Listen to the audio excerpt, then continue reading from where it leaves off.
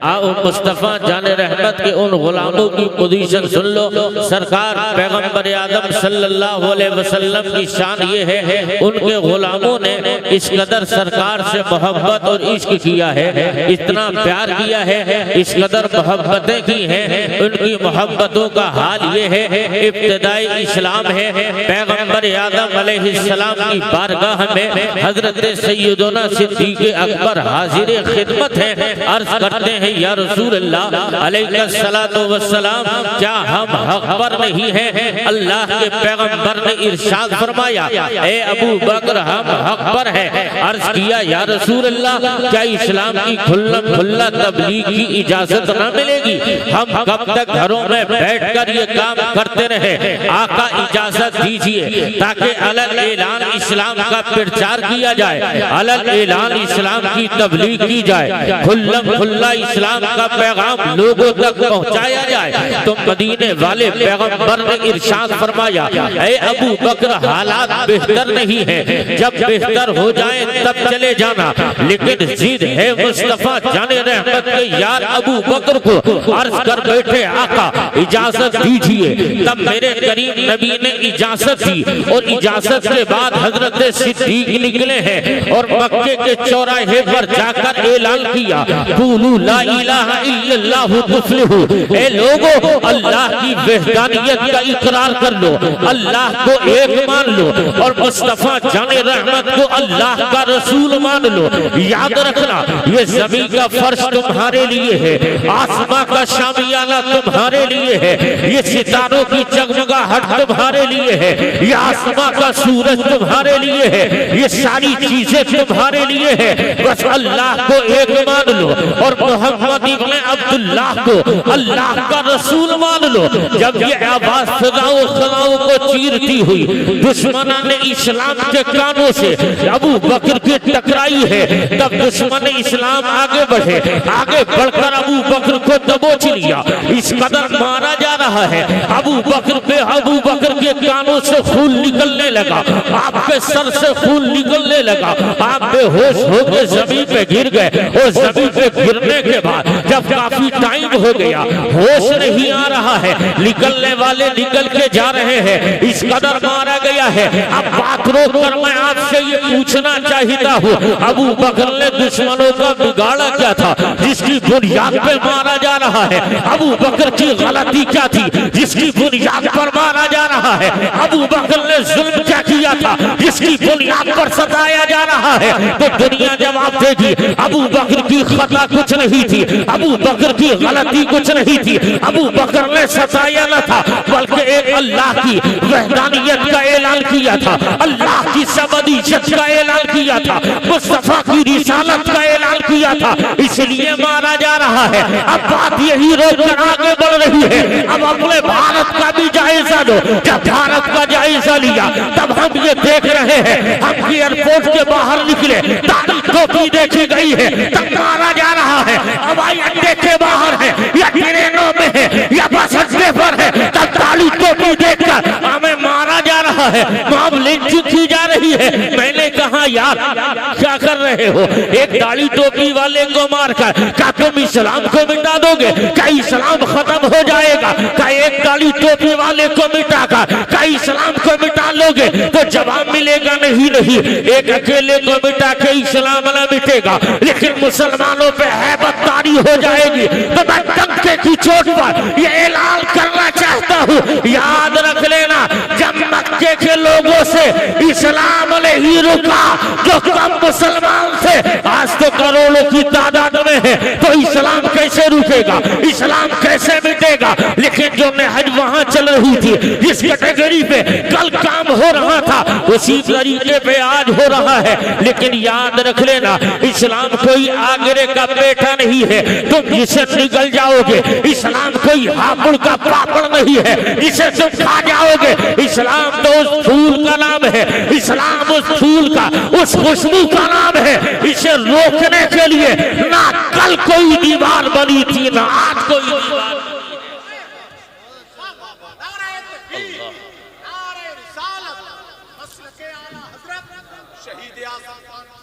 इस्लाम न कल मिटा था न इस्लाम आज मिटा है।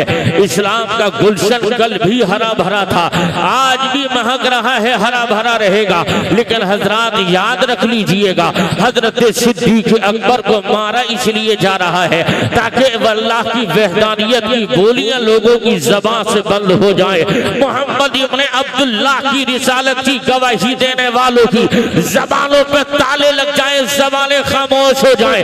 लेकिन अबू बकर है बेहोश होकर जमीन पे गिर गए। सुबह को मारा गया है, शाम होने वाली है, निकलने वाले निकल के जाते रहे और जैसे ही जा रहे हैं आपके कबीले का एक चौधरी निकल के जा रहा था।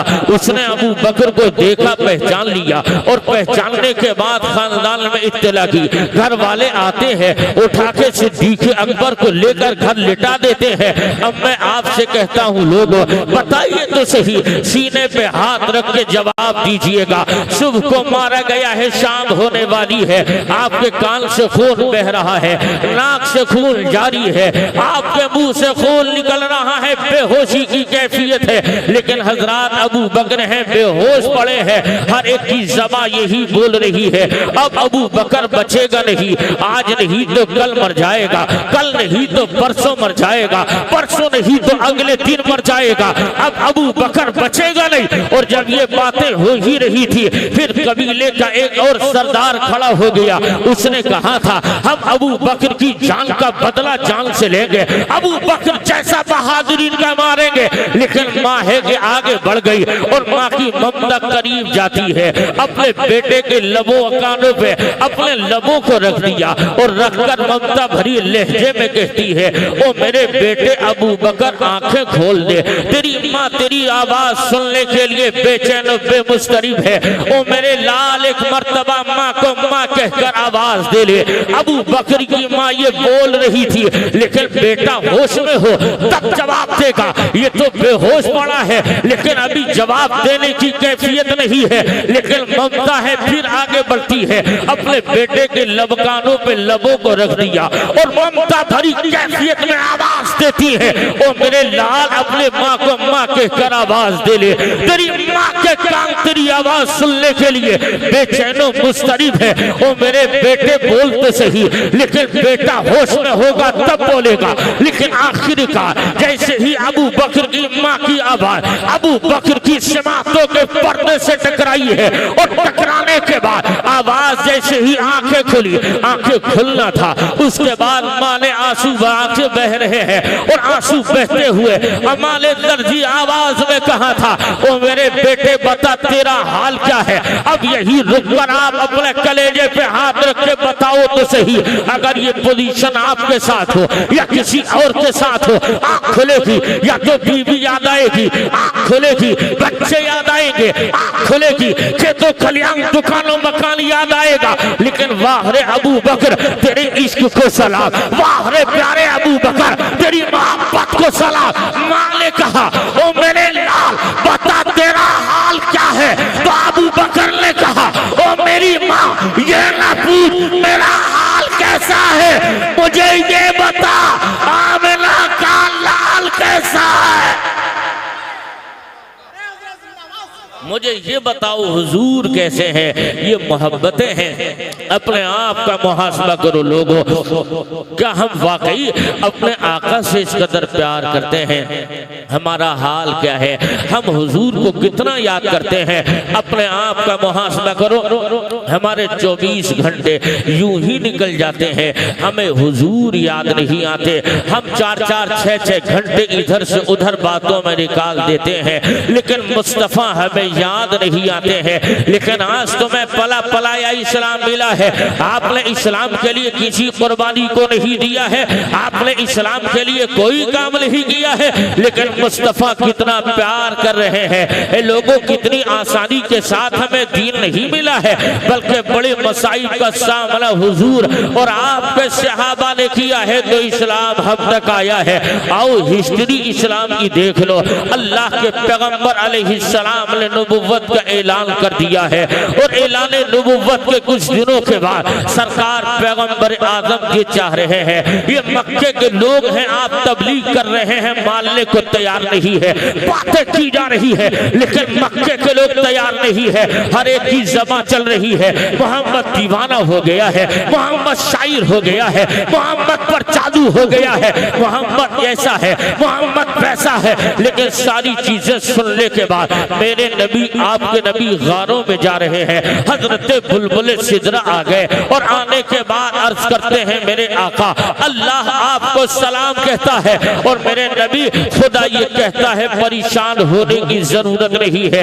ए महबूब, तबलीग करना तुम्हारा काम है और इस्लाम देना ये हमारा काम है, तुम अपना काम किए जाओ। ए लोगों याद रखना, अब मुस्तफा जाने रहमत तबलीग के काम पर निकल रहे हैं। सोच लिया मक्के के लोग नहीं पहचान रहे हैं, मक्के के लोग मानने को तैयार नहीं, तो मेरे करीम नबी ने इरादा किया चलो ताइफ के लिए निकल पड़ते हैं। ताइफ के लोग तो बड़े अच्छे हैं, वहां पढ़े लिखे लोग रहते हैं, अगर अनपढ़ जाहिल न माने तो कोई बात नहीं है, पढ़े लिखे कबूल कर लेंगे, मेरी दावत पढ़े लिखे मानेंगे, मेरी बात को पढ़े लिखे समझेंगे। तो सरकार वहां से चले हैं, ताइफ के मैदान चले गए, ताइफ में गए हैं। पैगंबर जब ताइफ में गए हैं, वहां लोगों को दावत इस्लाम देने की बात चल रही है, तो वहां के लोगों ने इस्लाम की दावत को कबूल करने के बजाय अपने लोंडों को तैयार कर दिया, अपने लफंगों को तैयार किया, हाथों में पत्थर लेकर मुस्तफा जाने रहमत के पीछे लड़के छोड़ दिए हैं।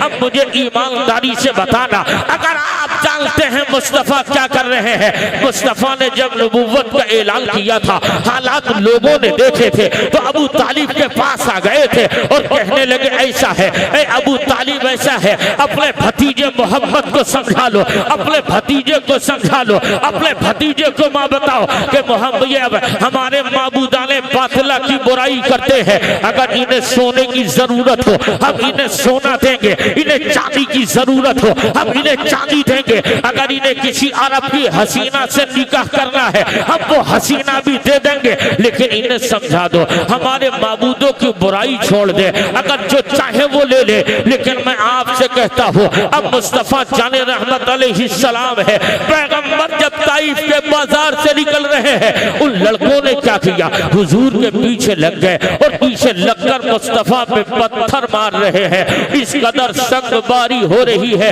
सरकार के पैरों में पत्थर लगे, मुस्तफा जाने रहमत के पैरों से खून निकलने लगा और नाली ने मुस्तफा खून से भर गई है और मेरा नबी, आपका नबी अब उन जख्मों से चूर होकर तकलीफ महसूस करते हुए मेरे नबी बैठ जाते हैं। और जब सरकार बैठे हैं, अब उन लड़कों ने और आगे जुल्म कर रहे हैं, पैगंबर के बाजू पकड़ लिए और बाजू पकड़ के खड़ा किया, सरकार चल रहे हैं, फिर पीछे से पत्थर मारे जा रहे हैं। मुझे ईमानदारी से बताना, हम क्या कर रहे हैं इस्लाम के लिए, हमने क्या दिया मुस्तफा जाने रहमत को? हम तो कल भी नबी का दिल दुखा रहे थे, आज भी नबी का दिल दुखा रहे हैं, हम कल भी तकलीफ दे रहे थे, आज भी तकलीफ दे रहे हैं। सरकार कितने मसाइब उठा रहे हैं, मुझे बताइए तो सही।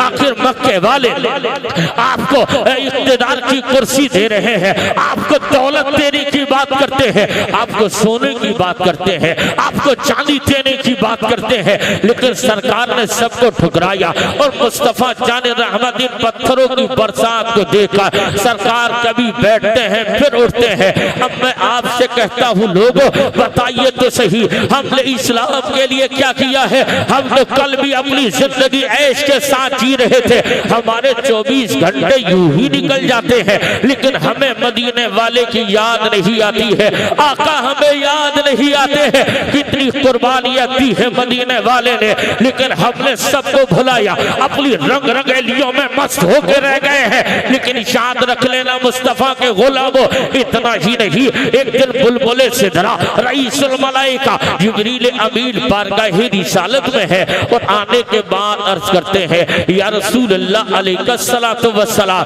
ये आपके जन्नती गुलामों के नाम है। सरकार ने उनके नामों को देखा और मुस्तफा जाने रहमत के चेहरे वद्दुहा पर तबस्सुम के आसार जाहिर हुए और जैसे ही सरकार ने तबस्सुम फरमाया, इतने में बुलबुले से जरा हजरत जिब्रील ने अल्लाह के पैगंबर की बारगाह में, अपने मुस्तफा की बारगाह में जहन्नमियों की लिस्ट पेश की है।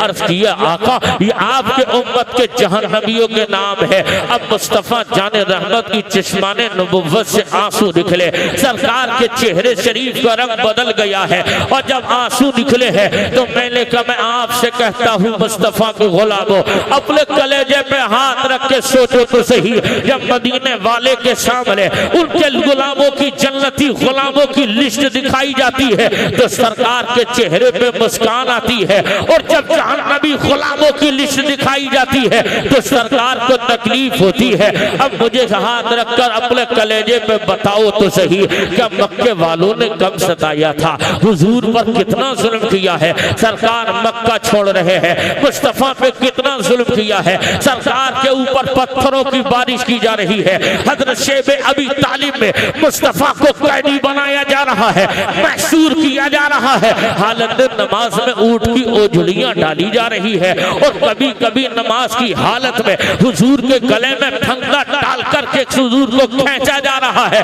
मैं आपसे कहता हूँ ये तकलीफें किस लिए है, ये परेशानियां किस लिए है, ये मसाइब किस लिए उठाए जा रहे हैं। मक्के वाले तो दौलत दे रहे थे, मक्के वाले सोना दे रहे थे, मक्के वाले चांदी दे रहे थे, मक्के वाले इख्तिदार की कुर्सी दे रहे थे, लेकिन ये परेशानी किस लिए उठाई जा रही है, इस्लाम के लिए उठा रहे हैं, उम्मत के लिए उठा रहे हैं, अपने गुलामों के लिए उठा रहे हैं। और इतना ही नहीं, अब ठंडे दिल सोचो तो सही, सरकार कितनी तकलीफ उठा रहे हैं। अब मेरे इस्लाम के मुकद्दस दिया लो, सरकार अलैहिस्सलाम ने जन्नतियों की लिस्ट देखी है, सरकार ने तबस्सुम फरमाया और जब जहन्नमियों के नाम आए हैं तो सरकार अलैहिस्सलाम को तकलीफ हुई है। अब मुझे बताइए तो सही, अगर हमारी बदअमालियों को जब मुस्तफा देख रहे होंगे तो क्या कब्र में सरकार को तकलीफ नहीं हो रही होगी, क्या हुजूर को तकलीफ नहीं पहुंच रही होगी। याद रख लेना लोगों, मुझे बताइए तो सही, आखिर हम तकलीफ किसे दे रहे हैं। क्या हुजूर जब हयात जाहिरी में थे, पैगंबर जब हयात जाहिरी में है तो मक्के वालों ने बड़े जुल्म किए थे, मक्के वालों ने क्या कम सताया था। अब मैं आपसे कहूंगा, अगर कोई दुश्मन हो और दुश्मन अगर आपको तकलीफ दे तो ये दुश्मन के लिए बनता है कि वो आपका दुश्मन है और दुश्मन का काम तकलीफ देना है, दोस्त का काम तकलीफ देना नहीं, दुश्मन का काम तकलीफ देना होता है। लेकिन मुझे बताइए तो सही, आप किस कैटेगरी में है। अगर आप मुस्तफा जाने रहमत के दोस्त, मुस्तफा जाने रहमत के गुलाम है तो गुलाम का काम तकलीफ देना नहीं होता है, गुलाम का काम तकलीफ देना नहीं है। ऐ लोगों, इस्लाम के मुकद्दस दिया लो, अगर सही माना में मुस्तफा के वफादार हो तो आज से ये अज़्म मुसम्मम कर लो, हम उठेंगे, बैठेंगे, खाएंगे, पिएंगे, जिंदगी के हर महाज पर हम मुस्तफा जाने रहमत की जिंदगी को अपनी नजर में बसाएंगे और उसी के तहत अपनी जिंदगी के शबो रोज गुजारेंगे। और यही तक नहीं, जब हम हुजूर के तरीके पर रहकर जिंदगी गुजारेंगे और मौत तो आनी है, आज नहीं तो कल, कल नहीं तो परसों, परसों नहीं तो अगले दिन हमें मौत आनी है। लेकिन याद रख लेना, हम बिस्तरे मर्ग पर पहुंच जाएं और बिस्तरे मर्ग पर पहुंचने के बाद मलकुल मौत हमारी रूह निकालने के लिए, रूह निकालने के लिए हाजिर होने वाले हो। आप दुनिया छोड़कर जा रहे हैं, आपकी जिंदगी का एक एक लम्हा मुस्तफा की शरीयत के दायरे में रहकर गुजरा था और आप अपने सीने में इसके रसूल की शम्मा रोशन कर बिस्तरे मर्ग पर है, रूह कफ़से उनसरी से परवाज करने वाली हो और आपकी जबान हो आला हजरत के ये मिसरे हो और ये गुनगुनाते हुए दुनिया छोड़ दो। उन्हें जाना, उन्हें माना, ना रखा गैर से काम, लिल्लाहिल हम्द में दुनिया से मुसलमान गया। अस्तगफिरुल्लाह रब्बी मिन कुल्ली ज़ंबिन व तूबु इलैहि व मा अलैना इल्लल बलाग।